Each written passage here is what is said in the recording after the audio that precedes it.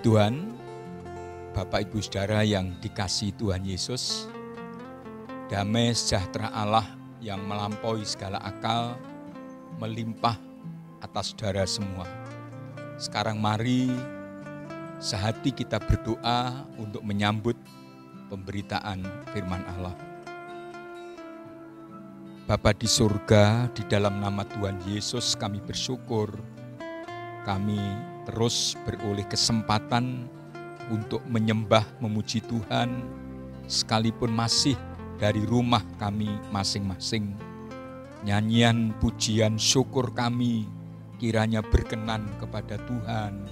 Dan sekarang kami siap diberkati oleh pemberitaan firman Allah, mendapatkan nasihat, teguran, arahan, petunjuk, bahkan jalan keluar. Dan kami percaya ketika sabda Yesus disampaikan, maka ada kuasa yang melimpah. Diberkati setiap Bapak Ibu Saudara yang mendengar, yang menyaksikan pemberitaan firman Allah saat ini. Dalam nama Tuhan Yesus Bapa di surga, kami berdoa, kami bersyukur. Amin.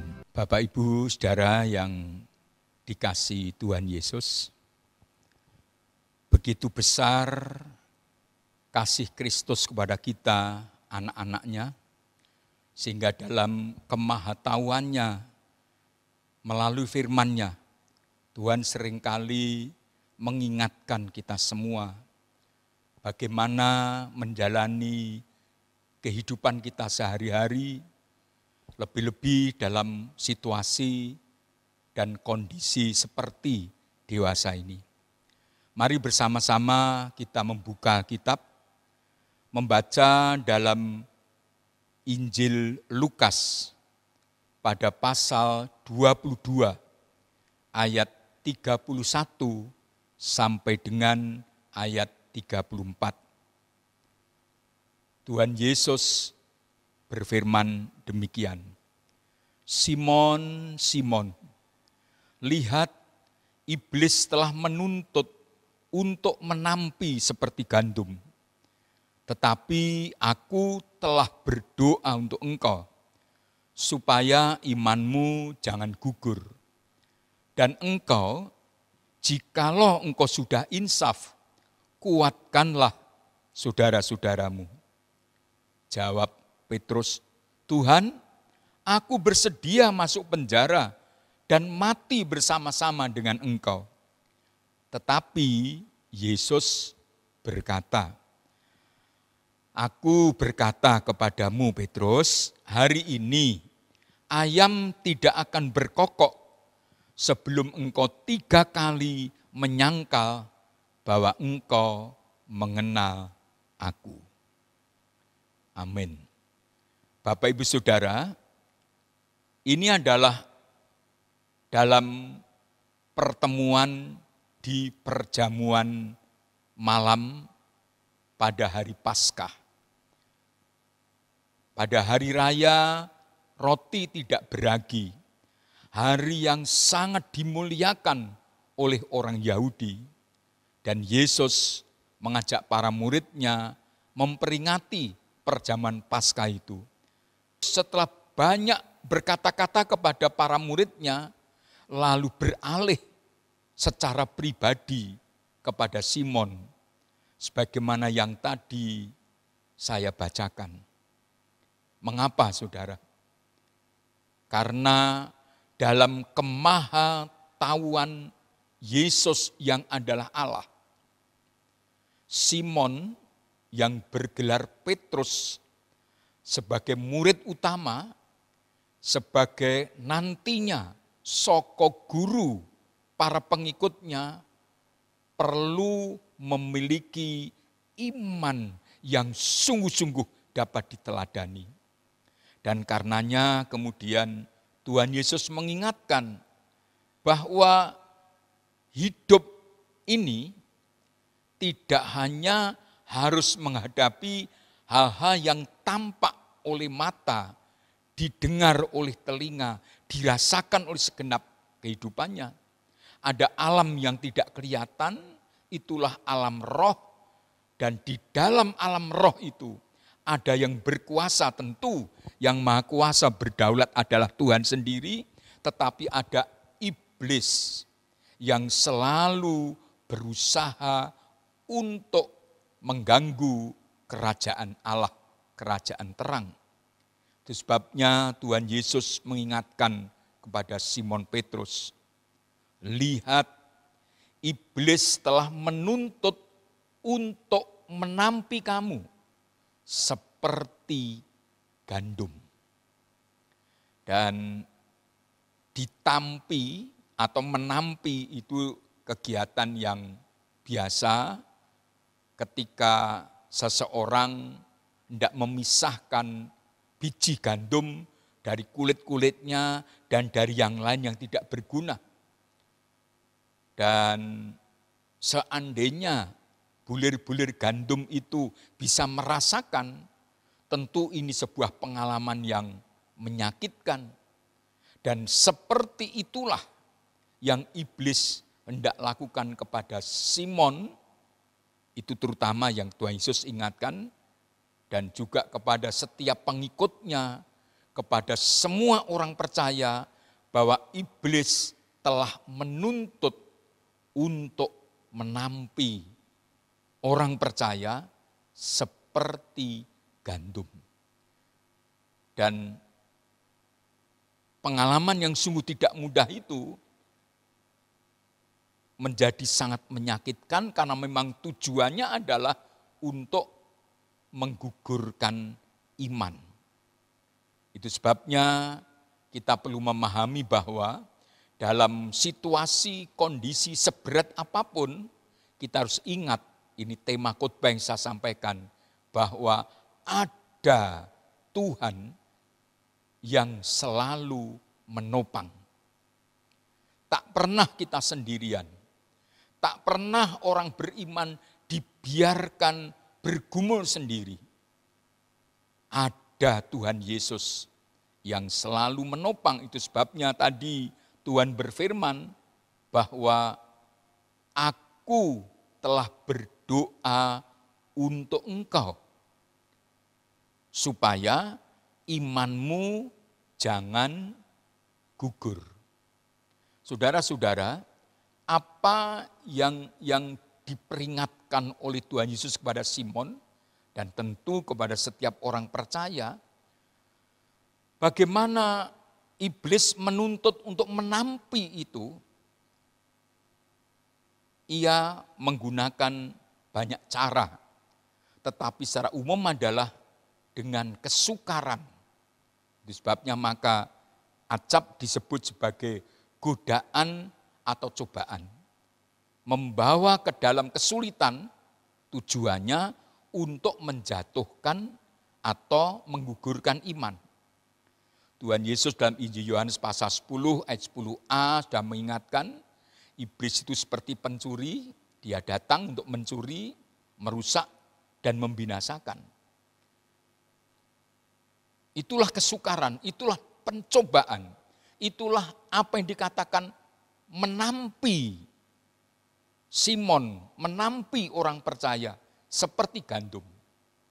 Tetapi kita pun harus paham bahwa kesukaran, kesulitan tersebut dari sisi Tuhan itu adalah sebuah ujian. Ujian iman. Itu sebabnya maka tidak akan pernah orang percaya mendapatkan kesulitan, kesukaran bagaimanapun keadaannya tanpa seizin Tuhan.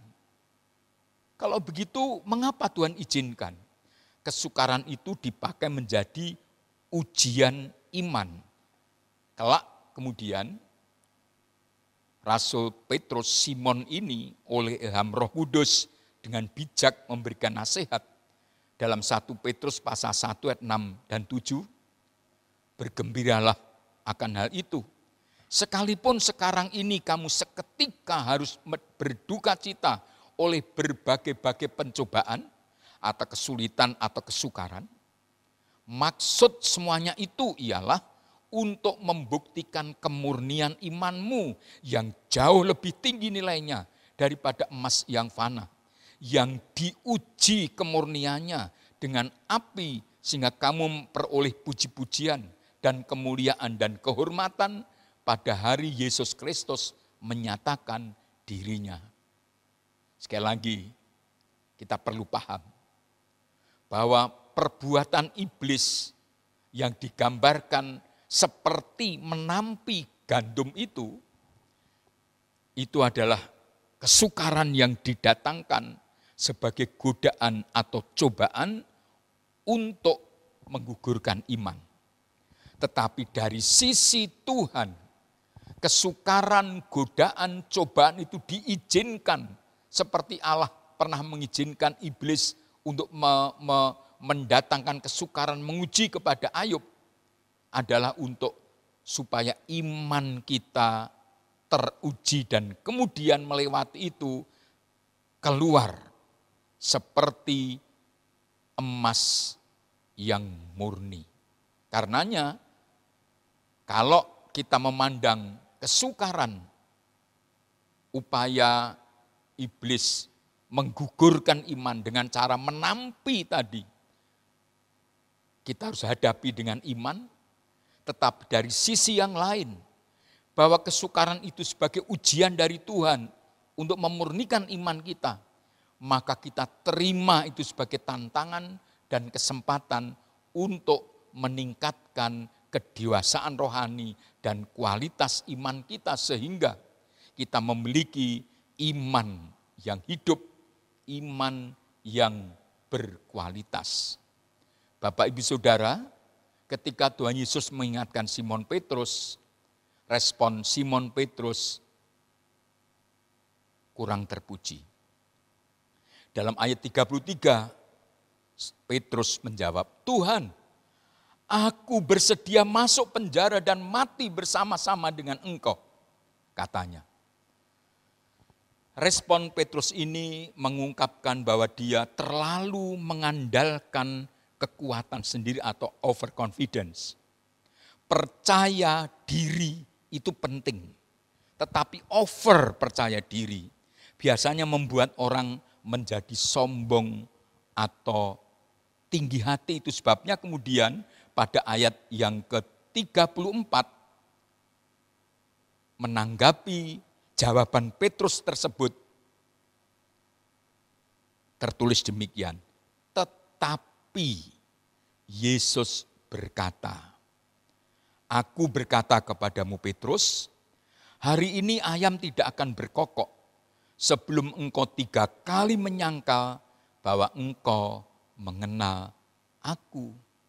Tuhan Yesus mengerti jawaban Simon yang over tadi jelas tidak benar dan agaknya didasari oleh kepercayaan yang tinggi yang menimbulkan kesombongan diri Petrus karena belum lama, beberapa waktu lalu ia telah dipuji oleh Tuhan, bahkan diberi otoritas. Kita bisa membaca itu dalam Injil Matius pasal 16 ayat 18 dan ayat 19. Ketika Yesus berkata,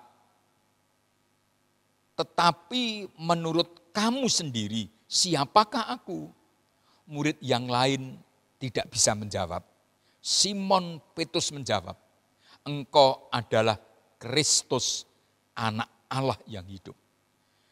Jawaban ini mendatangkan pujian dari Tuhan, walaupun juga menjelaskan ini adalah karena Roh Kudus yang bekerja.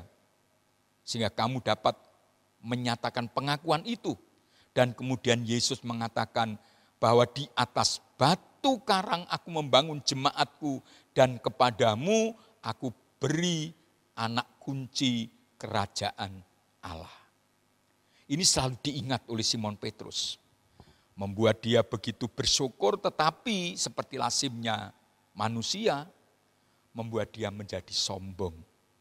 Sehingga ketika dikatakan oleh Tuhan Yesus diingatkan, hati-hati loh Simon, iblis sedang berupaya hendak menggugurkan imanmu dengan menampi kamu seperti gandum. Seolah dengan menepuk dada. Simon berkata, tidak.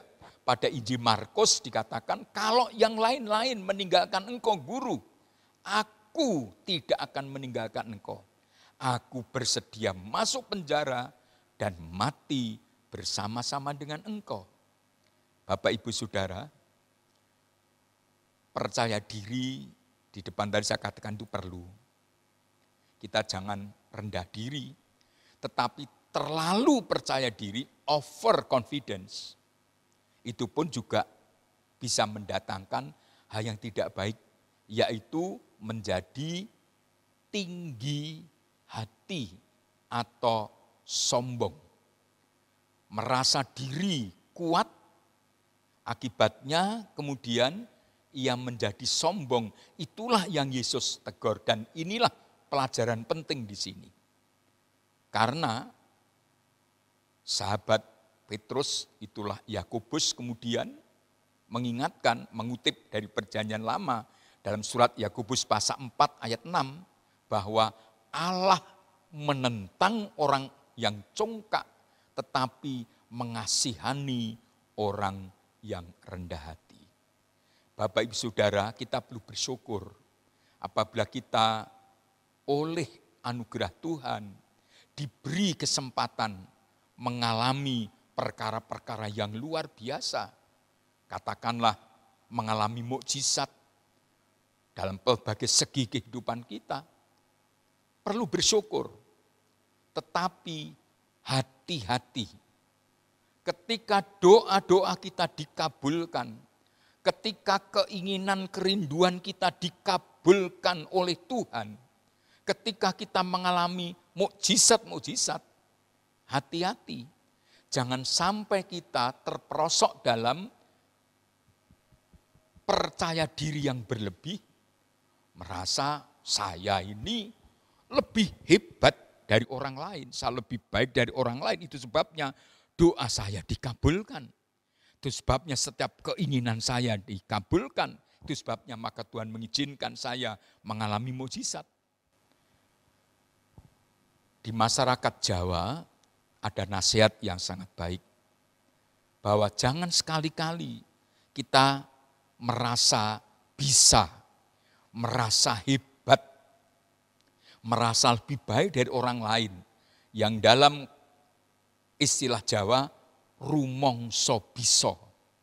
Sebaliknya, para orang tua menasihati agar kita bisa rumongso. Apakah ini sekedar permainan kata yang dibalik? Tidak. Rumongso bisa, merasa bisa itu keangkuhan, kesombongan, merasa diri lebih daripada yang lain. Tetapi bisa rumongso itu mau mawas diri.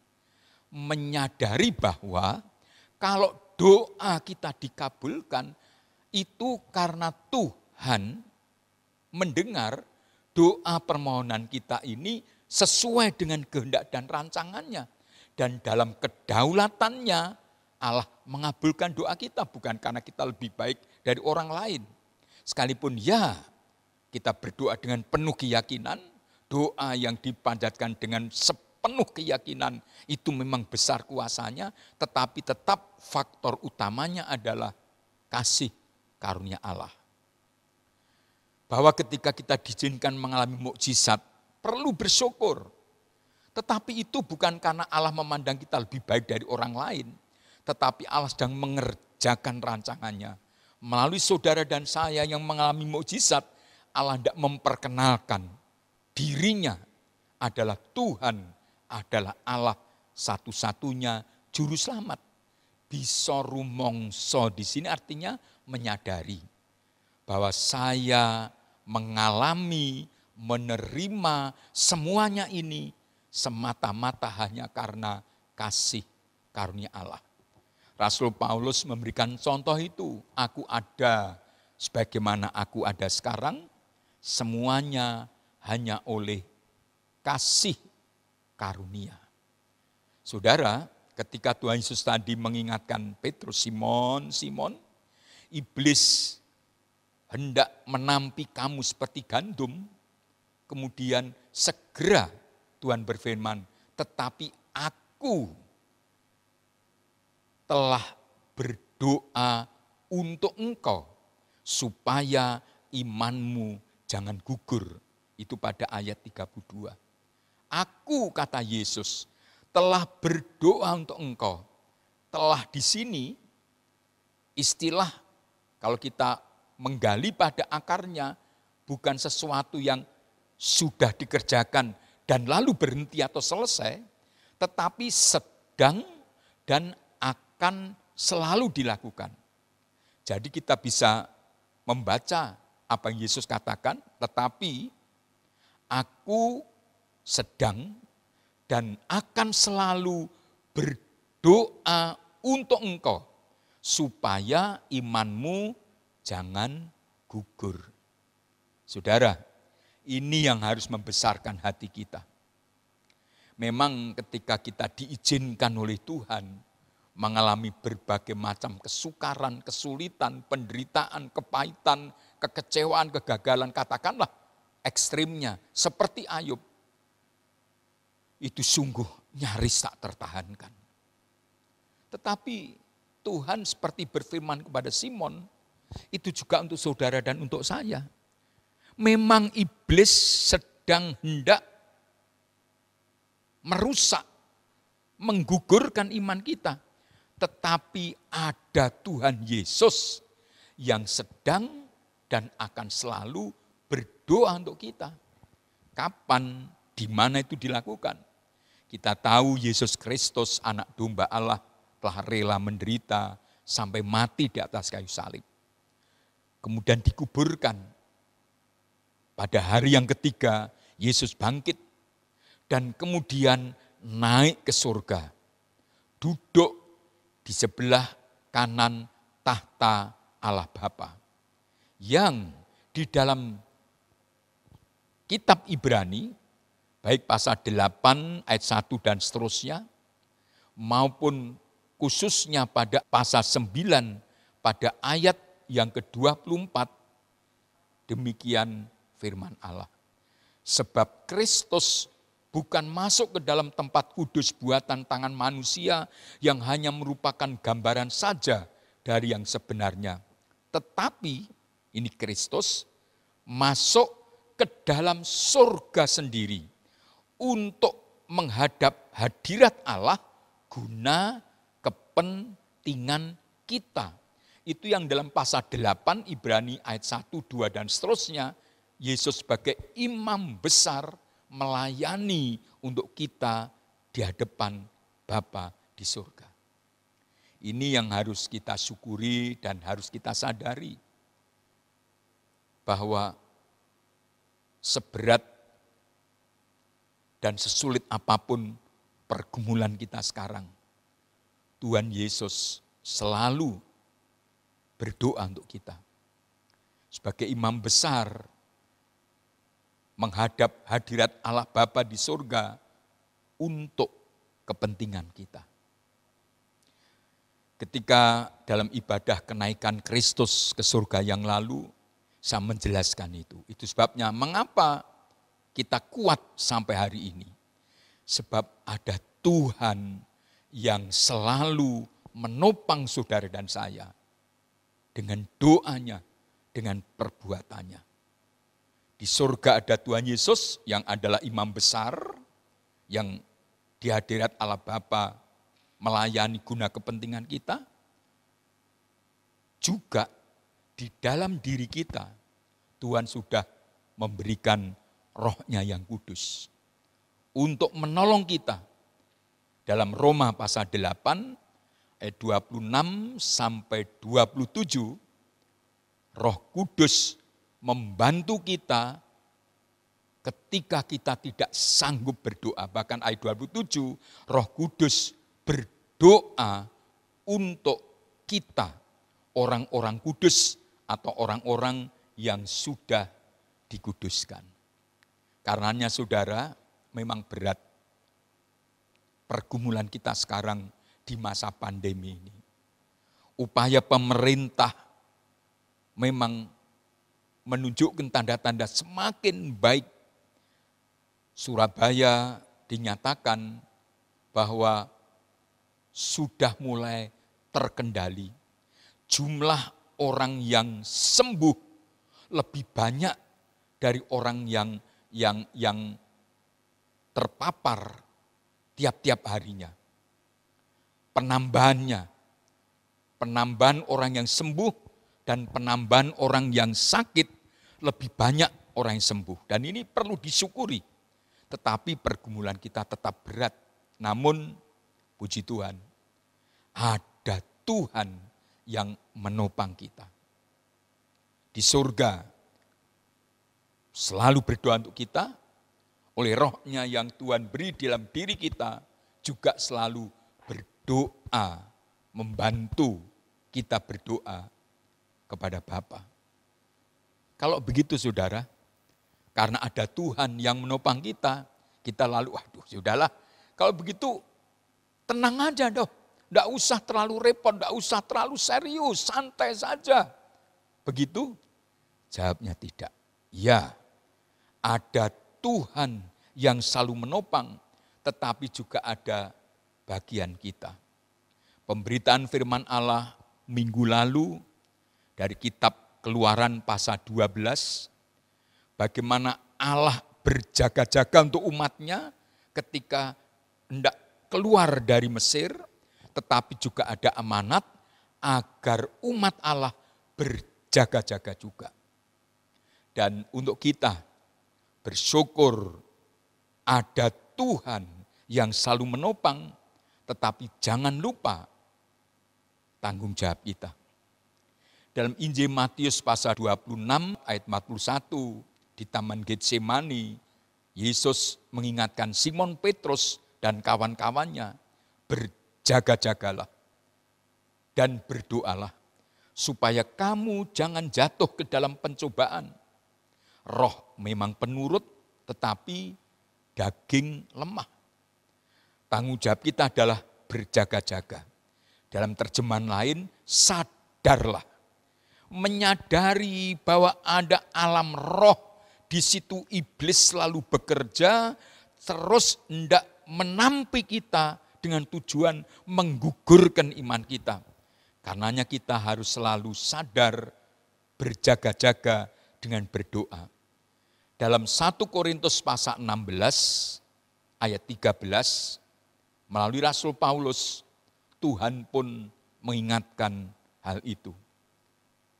Berjaga-jagalah, berdirilah dengan teguh dalam iman, bersikaplah sebagai laki-laki dan tetap kuat. Dalam terjemahan firman Allah yang hidup, begini, waspadalah terhadap bahaya rohani, berdirilah teguh di dalam Tuhan, kuatkan diri, dan bersikaplah sebagai orang dewasa.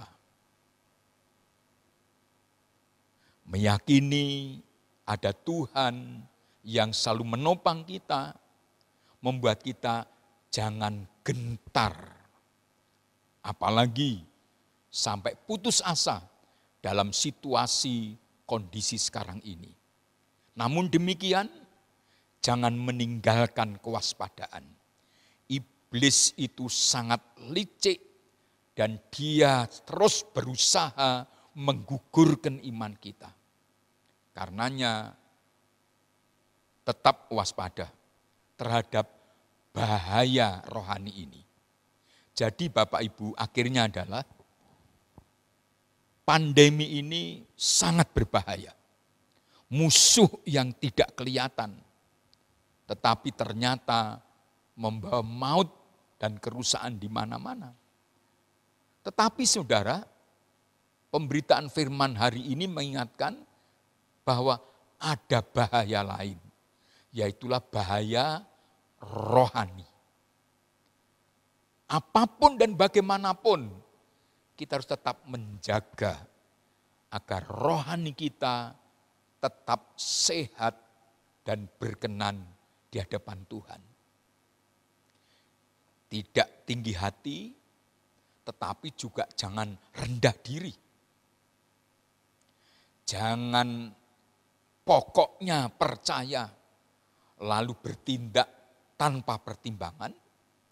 Namun juga jangan saking takutnya tidak berani melakukan apa-apa. Ada Tuhan yang selalu menopang saudara dan saya. Amin.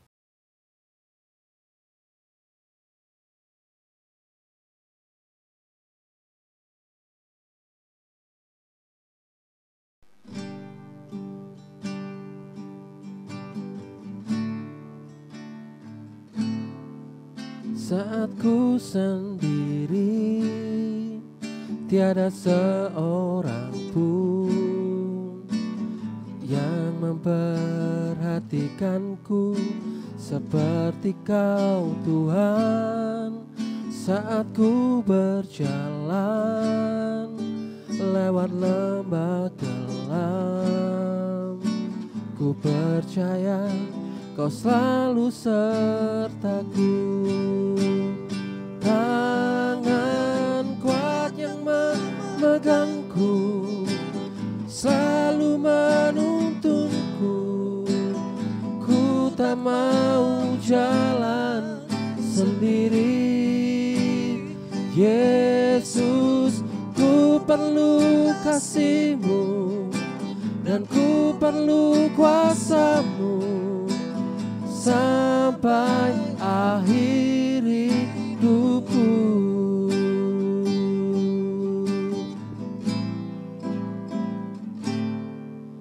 Saat ku berjalan lewat lembah kelam, ku percaya Kau selalu sertaku. Tangan kuat yang memegangku selalu menuntunku. Ku tak mau jalan sendiri.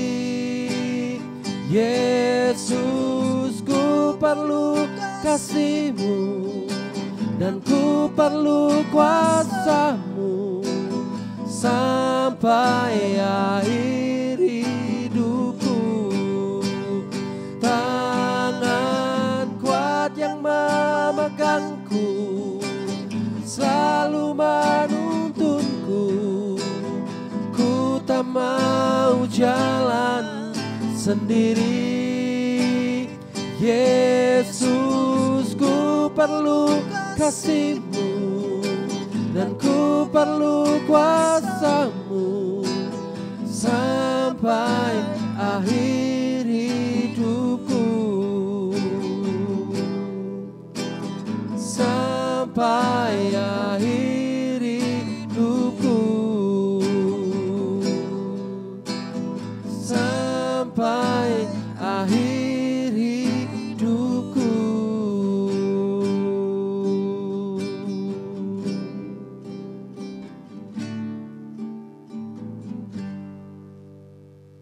Nah, saudara-saudara,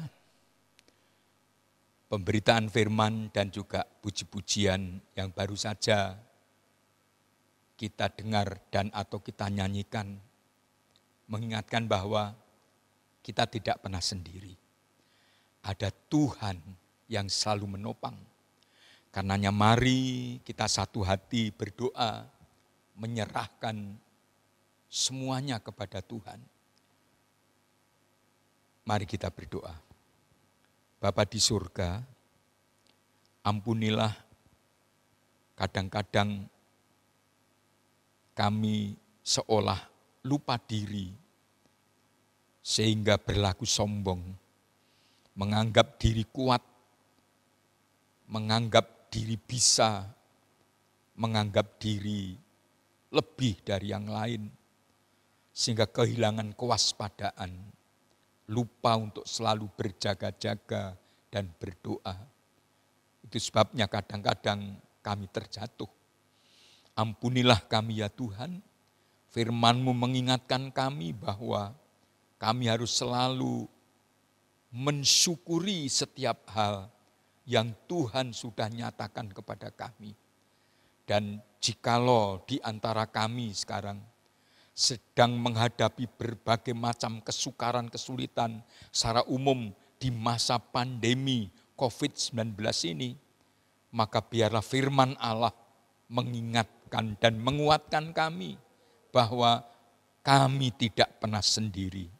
Ada Tuhan Yesus yang selalu menopang kami.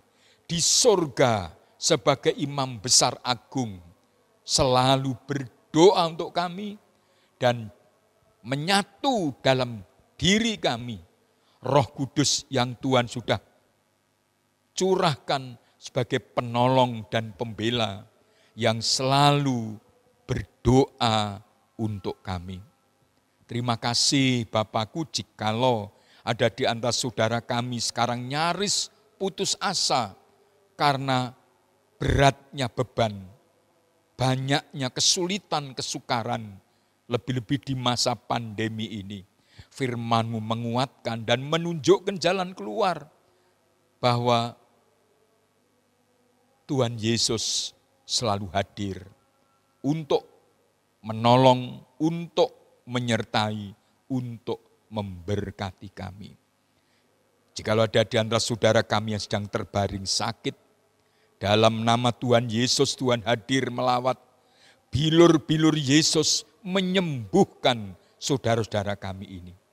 Jikalau ada keluarga kami jemaat damai sejahtera, sedang menderita sakit, bahkan mungkin dirawat di rumah sakit, baik karena sakit yang lain maupun apalagi oleh karena COVID-19 ini, marilah Tuhan hadir menjamah saudara-saudara kami ini. Menyatakan kuasa-Mu, menyatakan mukjizat-Mu. Terima kasih Bapa di surga, terus memberkati upaya pemerintah dalam memutus penyebaran COVID-19 ini.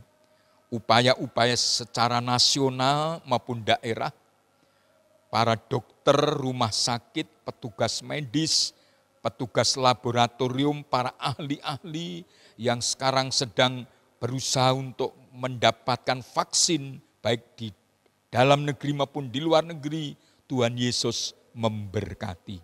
Kami percaya pada saatnya badai besar COVID-19 ini akan berakhir, semuanya tenang teduh oleh karena kuasa Tuhan lebih dahsyat dari kuasa COVID-19 ini. Diberkati pemerintah kami pusat maupun daerah, diberkati kota kami, diberkati lingkungan tempat kami ada, diberkati anak-anak cucu yang sekolah, yang kuliah, yang bekerja bersama Tuhan Yesus. Kami semua akan dapat melewati badai ini dalam kemenangan Tuhan. Terima kasih Bapakku, kami bersyukur untuk ibadah hari ini. Sebagaimana Tuhan Yesus ajarkan, kami hendak berdoa bersama-sama. Bapa kami yang di surga, dikuduskanlah kiranya nama-Mu, datanglah kerajaan-Mu, jadilah kehendak-Mu di bumi seperti di surga. Berikanlah kepada kami makanan secukupnya untuk hari ini. Ampunilah kesalahan kami seperti kami mengampuni orang yang bersalah kepada kami. Jangan membawa kami ke dalam pencobaan, melainkan lepaskanlah kami dari yang jahat. Sebab Engkaulah yang empunya kerajaan dan kuasa dan kemuliaan kekal selama-lamanya. Saudara-saudara, dalam nama Allah Bapa, Allah Putra dan Allah Roh Kudus turun melimpah atas saudara semua berkat dan anugerah Bapa, damai sejahteranya yang melampaui segala akal, pemeliharaan dan pertolongannya yang ajaib, dalam kasih karunia Kristus dan persekutuan Roh Kudus, memberkati, menyertai Bapak Ibu Saudara semua dan seisi rumahmu sepanjang hari ini, sepanjang paruh kedua bulan Agustus ini, sepanjang umur hidup kita, bahkan sampai selama-lamanya. selama-lamanya. Dalam nama Tuhan Yesus Kristus, Bapa di surga, kami bersyukur sebab kami semua sudah diberkati. Terpujilah nama Tuhan kekal selama-lamanya. Amin.